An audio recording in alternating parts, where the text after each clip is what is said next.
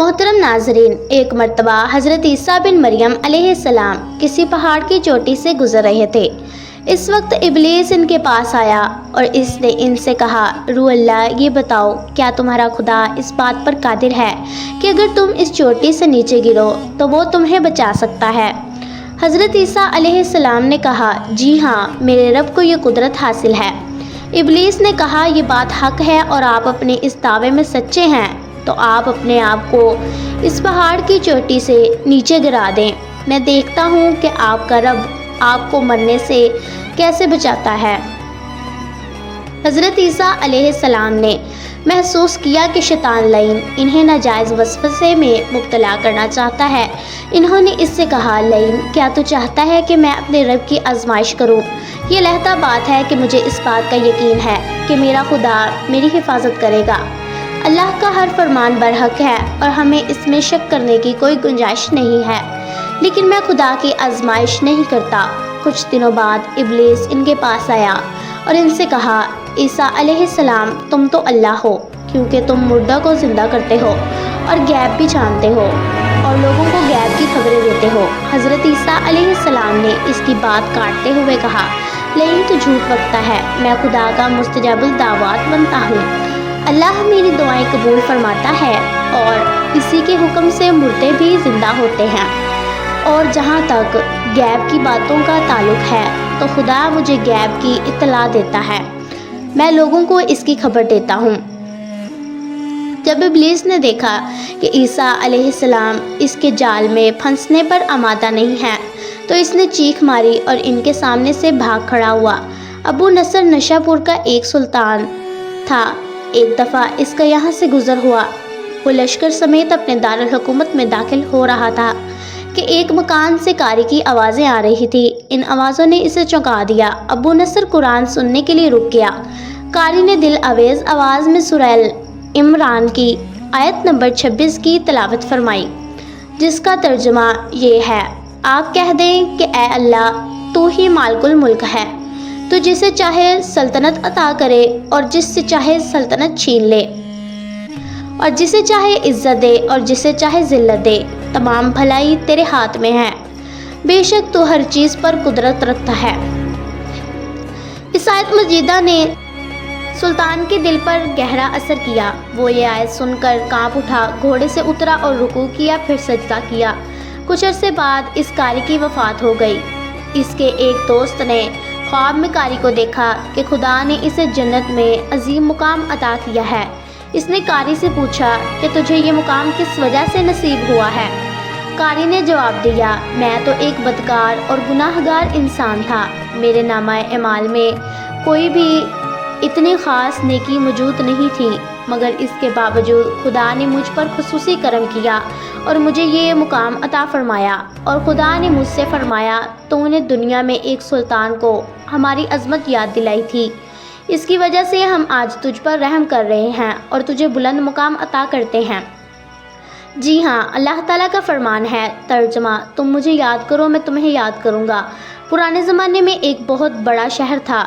ये शहर एशियाई कोचक में वाक़या था। इस शहर की लंबाई 12 मील थी और इसमें इंसानों की एक भारी तादाद क़याम पज़ीर थी। अंताकिया शहर के लोग गुमराह और जालिम थे। वो सितारों और बुतों की पूजा करते थे। अल्लाह ताला ने इनकी रश्द व हदायत के लिए 2 रसूलों को इनके पास भेजा। अहले शहर ने इनकी तरतीब की तो इनकी तक़वीद के लिए तीसरे रसूल को वहाँ भेजा गया।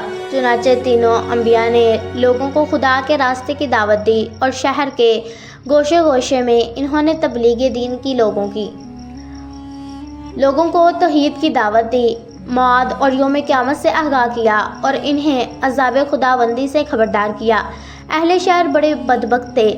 3 अंबिया की मुश्तरका तबलीगी कोशिशों का इन पर कोई ख़ास असर न हुआ और पूरे शहर में सिर्फ 40 अफराद ने ही दावत हक़ को कबूल किया।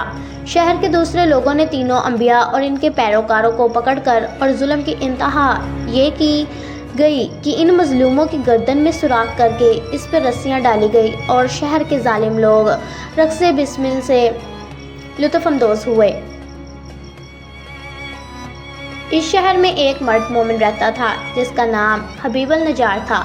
وہ ان انبیاء پر ایمان لایا تھا، لیکن وہ اپنے ایمان کو مخفی رکھتا تھا۔ وہ شہر میں بڑائی کا کام کرتا تھا، اسے جو مزدوری ملتی تھی وہ اس کو 2 حصوں میں تقسیم کرتا تھا۔ ایک حصہ اپنے اہل خانہ کو کھلاتا تھا اور دوسرا حصہ غربا اور مساکین میں تقسیم کرتا تھا۔ جب حبیب النجار کو اس ظلم کا پتہ چلا تو انہوں نے اپنی قوم کو تبلیغ کرتے ہوئے کہا، اے میری قوم، ان رسولوں کی پیروی کرو، ان کی اتباع کرو جو تم سے کوئی اجر نہیں مانگتے اور وہ راہ راست پر ہیں، اور میں کیوں نہ اس ذات کی بندگی کروں جس نے مجھے پیدا کیا ہے اور جس کی طرف تم سب کو پلٹ کر جانا ہے۔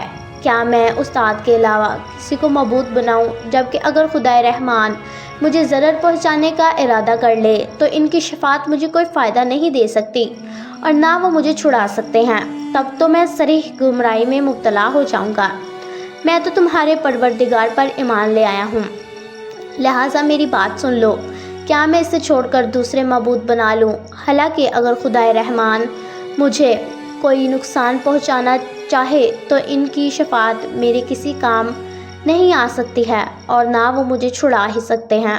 اگر میں ایسا کروں تو میں وعدہ گمراہی میں مبتلا ہو جاؤں گا۔ میں تمہارے رب پر ایمان لے آیا، تم بھی میری بات مانو۔ لیکن ظالم لوگوں نے ان کی بات پر کان نہ دھرے اور ان کی نصیحت سن کر خواب غفلت سے بیدار نہ ہوئے، بلکہ ظالم درندے یکدم اس پر ٹوٹ پڑے اور بیچارے کو اتنا مارا کہ اس کی آنتیں باہر نکل آئیں، پھر اس کا گلا دبا کر قتل کر دیا اور لاش کو ایک کنویں میں ڈال کر اس پر مٹی ڈال دی گئی اور وہ کنواں اس کا مدفن بن گیا۔ بعض روایات کے مطابق ظالموں نے اسے پکڑ کر آری سے 2 حصوں میں تقسیم کیا تھا۔